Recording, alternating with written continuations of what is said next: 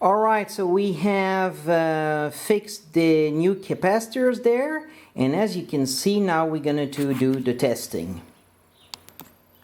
And voila, we get our beautiful brightness performance much better than before. And so I'm going to show you a comparison before and after those change. So this is the now, and here is before. All right, as you can see, this this display has a lack of brightness. So this is before restoration.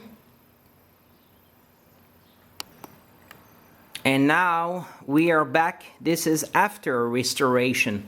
We get some significant new brightness performance. That's pretty good. Very nice.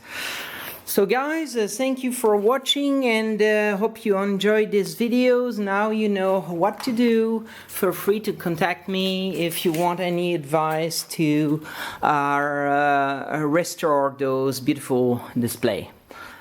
Bye bye.